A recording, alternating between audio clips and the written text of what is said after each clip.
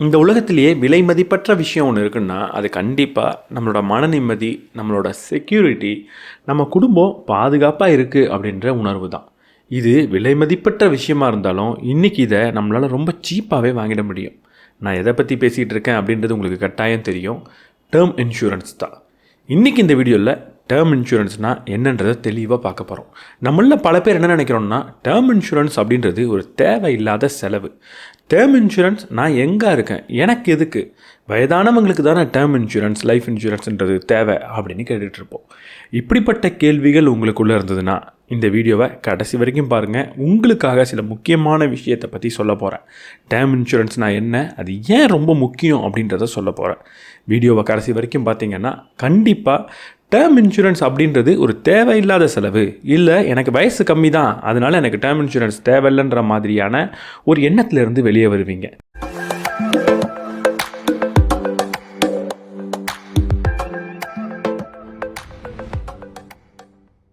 Term இன்சூரன்ஸ்னால் என்ன? முதல்ல இந்த பேசிக்கான கேள்வியிலிருந்தே ஆரம்பிப்போம். டேர்ம் இன்சூரன்ஸ்னால் என்ன? டேர்ம் இன்சூரன்ஸ் அப்படின்றது ஒரு டைப் ஆஃப் லைஃப் இன்சூரன்ஸ். ஒருவேளை துரதிர்ஷ்டவசமாக உங்களுக்கு உங்களுடைய உயிருக்கு ஏதோ ஒரு விஷயம் நடந்துருது. அப்படி நடந்ததுன்னா உங்களுடைய குடும்பம் ஆதரவற்று நிற்கக்கூடாது அப்படின்றதுக்கான ஒரு இன்சூரன்ஸ் தான் டேர்ம் இன்சூரன்ஸ். டேர்ம் இன்சூரன்ஸ் எப்படி வேலை செய்யுது? நான் மாதமோ இல்லை வருடமோ ஒரு குறுகிய தொகையை கட்டிக்கிட்டே வருவேன். ஒருவேளை நான் முதல்ல சொன்ன மாதிரி எனக்கு ஏதாவது ஒன்று நிகழ்ந்துடுச்சு அப்படின்னா, நான் கட்டின தொகைக்கு எவ்வளவு கவரேஜ் இருக்கோ அவ்வளவு தொகை என்னுடைய குடும்பத்துக்கு நான் இறந்ததுக்கப்புறம் போய் சேரும். கவரேஜ் அப்படின்னா 1 கோடியோ 2 கோடியோ எவ்வளவு தொகை எனக்கு வேணும்னு நான் முதலியே டிசைட் பண்ணியிருக்கிறேனோ அது. ப்ரீமியம் அப்படின்னா நான் என்ன தொகை கட்ட போகிறேனோ அது. நீங்கள் மாதம் வெறும் 600லேருந்து 700 கட்டினாலே உங்களுக்கு கவரேஜ்ன்றது 1 கோடியிலேருந்து 2 கோடி வரைக்கும் கிடைக்கும். கிட்டத்தட்ட 20 கோடி வரைக்கும் இப்படிப்பட்ட கவரேஜை நீங்கள் எடுத்துக்கலாம். இளம் வயதிலே ஸ்டார்ட் பண்ணிங்கன்னா இந்த 600லேயே உங்களால் 1 கோடி 2 கோடி மாதிரியான கவரேஜை எடுக்க முடியும். இந்த டேர்ம் இன்சூரன்ஸ் ஏன் முக்கியம்? எல்லா ஃபினான்ஷியல் அட்வைஸரும் டேர்ம் இன்சூரன்ஸ்னு ஒன்று எடுக்காமல் உங்களுடைய ஃபைனான்ஷியல் ஜர்னியை ஸ்டார்ட் பண்ணாதீங்க அப்படின்னு சொல்கிறதுக்கு என்ன காரணம்? 4 முக்கியமான காரணத்தை மட்டும் இந்த வீடியோவில் நான் உங்களுக்கு சொல்கிறேன். முதல்ல ஃபைனான்ஷியல் செக்யூரிட்டி. ஃபைனான்ஷியல் செக்யூரிட்டி யாருக்கு கிடைக்க போகுது? நம்மளுடைய குடும்பத்துக்கு கிடைக்க போகுது. நான் இவ்வளவு ஓடுறதும், நான் பணத்தை சம்பாதிக்கிறதும் என்னோட குடும்பத்துக்காக தான். மார்க்கஸ் எரிலியஸ் சொல்கிறாரு, நீங்கள் இந்த தருணமே இந்த உலகத்தை விட்டு போகிறதுக்கான வாய்ப்பு இருக்குது. அதை ஒழுங்காக புரிஞ்சுக்கிட்டதுக்கப்புறம் அடுத்து நீங்கள் என்ன செய்யணுன்றதை யோசிங்க அப்படின்னு சொல்கிறார். அவர் சொல்கிறது உண்மைதான். நம்ம இந்த தருணமே இந்த வாழ்க்கையை விட்டு போகலாம். எனக்கு வயதாகி நோய் வந்து தான் நான் சாகணுன்ற ஒரு கட்டாயம் கிடையாது. ஒரு ஆக்சிடெண்ட் நடக்கலாம், எதிர்பாராத எந்த ஒரு நிகழ்வு வேணாலும் எனக்கு நடக்கலாம். எனக்கு அப்படிப்பட்ட நிகழ்வு நடந்துருச்சுன்றதுனால என்னுடைய குறிக்கோள் தோற்று போகணுன்ற அவசியம் கிடையாது. எந்த குறிக்கோள்? என்னோடய ஃபைனான்ஷியல் குறிக்கோள். என்னோடய ஃபைனான்ஷியல் குறிக்கோள்ன்றது என்ன? என்னுடைய குடும்பத்தை செக்யூர்டாக வச்சுக்கணும். என் குடும்பத்துக்கான பணத்தை நான் சம்பாதிச்சு கொடுக்கணும். அவங்களுடைய வாழ்க்கையை எளிமையாக வச்சுக்கணும். இதுதான் என்னுடைய குறிக்கோள். நான் இறந்துட்டேன் அப்படின்றதுக்காக இது பாதிக்கணுன்ற அவசியம் கிடையாது. எப்போது நான் ஒரு டேர்ம் இன்சூரன்ஸை வச்சுருந்தா நான் இருக்கிற வரைக்கும் என்னால் வேலை செஞ்சு என் குடும்பத்தை காப்பாற்ற முடியும். என்னால் ஒரு அசட்டையும் பில்ட் பண்ண முடியும். ஆனால் இப்போவே என்கிட்ட பெரிய சொத்துன்றது கிடையாது. அப்போ ஒருவேளை இப்போ நான் இறந்து போயிட்டேன்னா, இல்லை அடுத்த சில வருடங்களில் ஏதோ துரதிர்ஷ்டவசமாக நடந்துருச்சு அப்படின்னா என்ன செய்ய முடியும்? அப்போது ஒரு டேர்ம் இன்சூரன்ஸ்ன்றது என் கையில் இருந்ததுன்னா, ஒரு வேளை எனக்கே என்ன ஆனாலும் என் குடும்பத்துக்கு தேவையான பணம்ன்றது கிடச்சிரும். என் குடும்பம் ஃபைனான்ஷியலி செக்யூர்டாக இருக்குன்ற ஃபீலிங் விலை மதிப்பற்றது. அதை நீங்கள் உணர்ந்து பார்த்தா தான் தெரியும். எனக்கு எப்போவுமே ஒரு வருத்தம் இருக்கும், ஒரு வேளை நமக்கு ஏதாவது ஆனால் நம்ம குடும்பம் என்ன செய்யும் அப்படின்றது. ஆனால் டேர்ம் இன்சூரன்ஸ் எடுத்ததுக்கப்புறம் அந்த ஃபீலிங்கிறது எனக்கு கிடையாது. அந்த ஃபீலிங்கை, அந்த செக்யூர்டு ஃபீலிங்கை நீங்கள் அனுபவித்தா மட்டும்தான் தெரியும். அது கட்டாயம் உங்களுக்கு தேவை. அது இல்லாமல் ஃபைனான்ஷியல் ஜர்னியை தயவு செஞ்சு ஸ்டார்ட் பண்ணாதீங்க. 2வது, கடனை திரும்ப கட்டுறது. நம்மள பல பேருக்கு கடன் இருக்கலாம். ஹோம் லோனாக இருக்கலாம், இல்லை நம்மளுடைய வெஹிக்கிள் லோனாக இருக்கலாம், சாதாரண இஎம்ஐயாக இருக்கலாம், இல்லை பர்சனல் லோனாக இருக்கலாம், இல்லை வட்டிக்கு கூட சில பேர் நம்ம வெளியில் கடன் வாங்கிட்டு இருப்போம். இந்த கடன்லாம் நம்மள்ட்ட இருக்கிறப்போ ஒருவேளை நமக்கு ஏதாவது நடந்துருச்சுன்னா நம்ம குடும்பம் எந்த மாதிரியான சுச்சுவேஷனுக்கு போகும்? அவ்வளவு கடனும் திரும்ப அவங்க கட்ட வேண்டிய தேவைக்கு அவங்க போகலாம். அப்படிப்பட்ட சூழலில் அவங்கள நம்ம நிறுத்தலாமா? நம்ம வாங்கின கடனை, இல்லை நமக்கு நம்பி கடன் கொடுத்தவங்க நம்ம இறந்ததுக்கப்புறம் நமக்கு கடன் கொடுத்தது ஒரு மிகப்பெரிய தவறு அப்படின்ற ஃபீலிங்க்கு அவங்க வரலாமா? சில சமயம் நம்ம நண்பர்கள்ட்டேருந்து நம்ம கடன் வாங்கிக்கோன்னு நினச்சி பாருங்கள். நம்ம வாங்கின கடனை கட்டாயம் நம்மளே தான் அடைக்கணும். வேறு யாருக்கோ கொடுக்குறதோ இல்லை கடன் கொடுத்தவங்கள ஒரு துன்பத்தில் ஆழ்த்துறதோ அவ்வளோ நல்ல விஷயம் கிடையாது. இதை எப்போ நம்மளால் கண்டிப்பாக செய்ய முடியும் அப்படின்னா, ஒரு டேர்ம் இன்சூரன்ஸ் இருக்கிறப்போ. என்கிட்ட ஒரு டேர்ம் இன்சூரன்ஸ் இருக்குன்னா என்னோட கடனை பற்றி நான் கவலைப்பட தேவையில்லை. நான் உயிரோடு இருக்கிற வரைக்கும் என் கடனை நான் அடைப்பேன். ஒருவேளை நான் இறந்து போயிட்டேன் அப்படின்னா என்னோட டேர்ம் இன்சூரன்ஸ் என் கடனை அடைச்சிரும். எனக்காக யாரும் கஷ்டப்பட தேவையில்லை அப்படின்ற ஒரு ஃபீலிங்கை நமக்கு கொடுக்கும். அதுவும் விலை மதிப்பற்றது. அடுத்தது, நம்ம குழந்தைகளோட எஜுகேஷன் அண்ட் மேரேஜ். நம்ம எல்லாருக்கும் கனவுகள் இருக்கும். நம்ம குழந்தைகளை இவ்வளவு படிக்க வைக்கணும், நம்ம தான் ஒழுங்காக படிக்கலை அப்படின்னு. இல்லை நம்ம குழந்தைகளோட மேரேஜை இப்படி நடத்தணுன்ற சில எண்ணங்கள் நமக்கு இருக்கலாம். கனவு காண்றது தப்பு கிடையாது. ஆனால் நான் இறந்து போயிட்டேன், எனக்கு ஏதாவது ஒன்று ஆயிடுச்சு அப்படின்னா என்னோட கனவு நிற்கணுன்ற அவசியம் கிடையாது. கனவும் நிற்கணுன்ற அவசியம் தேவையில்லை, நம்மளுடைய கடமைகளும் நிற்கணுன்ற அவசியம் தேவையில்லை. அதை நம்ம என்ஷூர் பண்ணுறதுக்கு என்ன செய்யணும்? ஒரு டேர்ம் இன்சூரன்ஸ் இருந்தது அப்படின்னா நானே இல்லைனாலும் என்னோட கனவுகள் நிறைவேறும், என்னோட கடமைகள் நிறைவேற்றப்படும். அதனால் இந்த டேர்ம் இன்சூரன்ஸ் அப்படின்றது இந்த இடத்துலையும் விலை மதிப்பெற்ற ஒரு விஷயமாக மாறுது. இது எல்லாம் இருக்கும்போது நமக்கு 4வது விஷயம் ஒன்று கிடைக்கும். அது இந்த உலகத்திலேயே விலை மதிப்பற்ற விஷயம். அது என்னென்னா மன நிம்மதி, ஒரு பீஸ் ஆஃப் மைண்டுன்றது கிடைக்கும். தேவையில்லாத கவலைகள் நமக்குள்ளே வராது. அது நமக்கு வேணும் அப்படின்னா இந்த டேர்ம் இன்சூரன்ஸ் நமக்கு பெற்றுத்தரும். நம்மளுடைய குடும்பம், நம்மளுடைய கடன்கள், நம்மளுடைய கனவுகள், நம்மளுடைய கடமைகள் இதெல்லாம் நம்ம இருந்தாலும் இல்லைனாலும் தானாக நிறைவேற்றப்படுன்ற ஒரு எண்ணம் நமக்கு இருக்கிறப்போ, ஒரு நம்பிக்கை நமக்கு இருக்கிறப்போ ஒரு பீஸ் ஆஃப் மைண்ட் கிடைக்கும். அதுவும் விலை மதிப்பற்ற விஷயம். இந்த டேர்ம் இன்சூரன்ஸ் பற்றி நிறைய தவறான புரிதல் உங்கள்கிட்ட இருக்கிறத என்னால் கவனிக்க முடியுது. அதில் முதல் தவறான புரிதல் என்னென்னா, டேர்ம் இன்சூரன்ஸ்ன்றது ஒரு தேவையில்லாத செலவு அப்படின்னு நம்ம நிறைய பேர் நினச்சிக்கிட்டு இருக்கோம். இதில் நம்ம முக்கியமாக சொல்ல வர ஒரு விஷயம் என்னென்னா, ஒருவேளை எனக்கு ஒன்றுமே ஆகலை அப்படின்னா நான் கொடுத்த காஸ்ட்லாம் வேஸ்ட்டு அப்படின்னு நம்ம நினைக்கிறோம். இங்கே ஒரு தெளிவான விஷயத்தை புரிஞ்சுக்கோங்க. ஃபைனான்ஷியல் இன்ஸ்ட்ருமெண்ட்டில் இன்சூரன்ஸ் அப்படின்றது ஏதோ ஒரு ரிட்டர்னுக்காக பண்ணக்கூடிய முதலீடு கிடையாது. முதலீடுன்றது டிஃப்ரெண்ட், இன்சூரன்ஸ் அப்படின்றது டிஃப்ரென்ஸ். இந்த இன்சூரன்ஸ்லேருந்து நமக்கு ரிட்டர்ன் வராமல் இருக்கணும் அப்படின்னு தான் நம்ம தினமும் வேண்டிக்கணும். அது எந்த டைப் ஆஃப் இன்சூரன்ஸாக இருந்தாலும் அதுலேருந்து எனக்கு ஒரு பணம் வரக்கூடாது அப்படின்னு நம்ம வேண்டிக்கணும். ஒருவேளை தற்செயலாக துரதிருஷ்டவசமாக ஏதோ ஒன்று நடந்துருச்சுன்னா நான் முதல்ல சொன்ன விஷயங்கள்லாம் கெட்டு போயிடக்கூடாதுன்றதுக்காக தான் இன்சூரன்ஸ் கட்டுறோம்.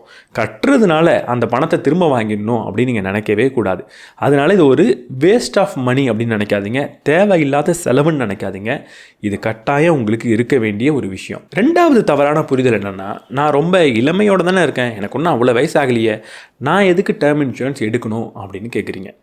இளம் வயதிலேயே ஒரு டேர்ம் இன்சூரன்ஸ் எடுக்கிறப்போ அதோட ப்ரைஸுன்றது ரொம்ப கம்மியாக இருக்கும்.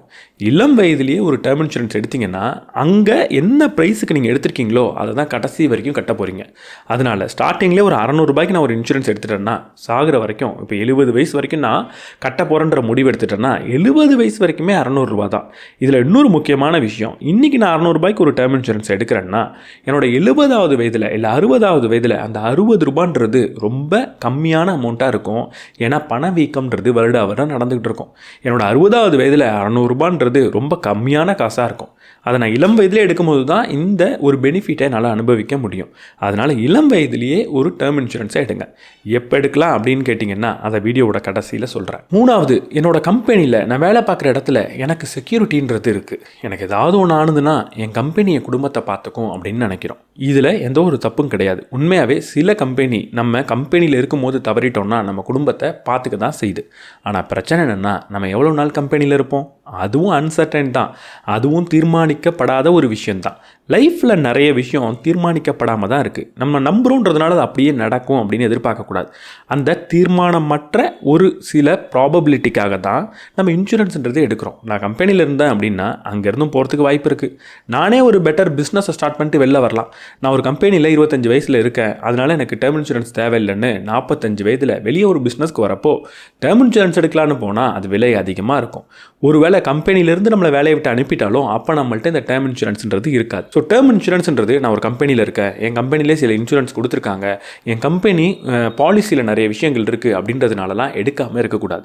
டேர்ம் இன்சூரன்ஸ்ன்றது தனி, அது கட்டாயம் வேலைக்கு போகிற குடும்பத்தை பார்த்துக்கிற ஒவ்வொரு மனிதனும் எடுத்தாகணும். அடுத்து, டேர்ம் இன்சூரன்ஸ் அப்படின்றது ரொம்ப காஸ்ட்லிப்பா அப்படின்னு சில பேர் சொல்கிறீங்க. டேர்ம் இன்சூரன்ஸ் அப்படின்றது காஸ்ட்லியே கிடையாது. நீங்கள் பியூரான டேர்ம் இன்சூரன்ஸ் எடுக்கிறீங்க அப்படின்னா வெறும் மாதத்துக்கு 600-700லேயே உங்களுக்கு கிடைக்கும். மேக்ஸிமம் 1000 ரூபாய்க்குள்ளே இருக்கும். இது கிட்டத்தட்ட ஒரு மாதம் நீங்கள் வெளியே போய் ஒரு மூவிக்கு போகிறீங்க, இல்லை மாதம் வெளியே சாப்பிட போகிறீங்க அப்படின்னா அதுக்கு எவ்வளோ செலவு பண்ணுறீங்களோ அவ்வளோதான். ஒரு நாள் உங்கள் ஃபேமிலியோட ஒரு ஹோட்டலுக்கு போய் நீங்கள் சாப்பிட்றீங்கன்னா அங்கே என்ன செலவாகுமோ அதை விட கம்மியாக தான் ஒரு டேர்ம் இன்சூரன்ஸுக்கு செலவாகுது. இந்த டேர்ம் இன்சூரன்ஸ் கொடுக்கக்கூடிய பெனிஃபிட்டை பார்த்துட்டோம். ஜஸ்ட் ஒரு வேளை வெளியே போய் சாப்பிட்ற காசை இதுக்காக நம்ம கொடுக்க மாட்டோமா? கட்டாயம் டேர்ம் இன்சூரன்ஸ் தான் இருக்கிற இன்சூரன்ஸ்லேயே விலை மலிவான ஒரு இன்சூரன்ஸ். ஆனால் டேர்ம் இன்சூரன்ஸ் தான் இருக்கிற இன்சூரன்ஸ்லேயே மிகப்பெரிய ஒரு பெனிஃபிட்டை கொடுக்கக்கூடிய இன்சூரன்ஸ். அதனால் இது காஸ்ட்லின்னு நினச்சி இக்னோர் பண்ணாதீங்க. இது சீப் தான். இதை கண்டிப்பாக வேறு ஏதாவது ஒரு சின்ன என்டர்டைன்மெண்ட்டை தியாகம் பண்ணி கூட வாங்குங்க. டேர்ம் இன்சூரன்ஸ் பற்றி எனக்கு புரியுது, ஆனால் அதை நான் எப்படி சூஸ் பண்ணுறது, எப்படி நான் வாங்குறது? முதல்ல ஒரு டேர்ம் இன்சூரன்ஸில் எவ்வளவு கவரேஜை நான் எடுக்கணும், அதாவது நான் தவறிட்டேன் அப்படின்னா என் குடும்பத்துக்கு எவ்வளவு பணம் தேவைன்றதை நான் அஸ்யூம் பண்ணணும். ரொம்ப சிம்பிள். ஒரு வருடத்துக்கு எவ்வளவு சம்பாதிக்கிறீங்க அப்படின்னு பாருங்கள்.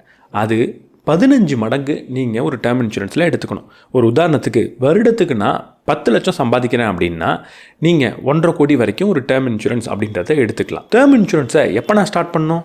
நான் முதல்ல சொன்ன மாதிரி நீங்கள் எவ்வளவு இளமையில் ஸ்டார்ட் பண்ணுறீங்களோ அவ்வளவு மலிவாக அது உங்களுக்கு கிடைக்கும். அப்போ நான் எப்போ ஸ்டார்ட் பண்ணுறது அப்படின்னு பார்த்தீங்கன்னா, நான் ஒரு வேலைக்கு போக ஆரம்பிச்சிட்டேன், என்ன டிபெண்ட் பண்ணி ஒரு மனிதன் உருவாயிட்டேன் என் குடும்பத்தில் அப்படின்னா அப்போ நான் டேர்ம் இன்சூரன்ஸை எடுத்துக்கணும். எனக்கு எவ்வளவு மனிதர்கள் டிபெண்ட்டாக இருக்காங்களோ அவ்வளவு சீக்கிரம் டேர்ம் இன்சூரன்ஸ் எடுக்கிறது நல்லது. என்னோட அப்பா அம்மா என்கிட்ட டிபெண்ட் ஆகிட்டாங்க அப்படின்னா அப்போவே நான் ஒரு டேர்ம் இன்சூரன்ஸ் எடுக்கிறது நல்லது. என்னோட குடும்பத்தில் என்னோட மனைவி குழந்தைகள் டிபெண்ட் ஆகுறாங்க அப்படின்னா அந்த டைமில் டேர்ம் இன்சூரன்ஸ் எடுக்கிறது நல்லது.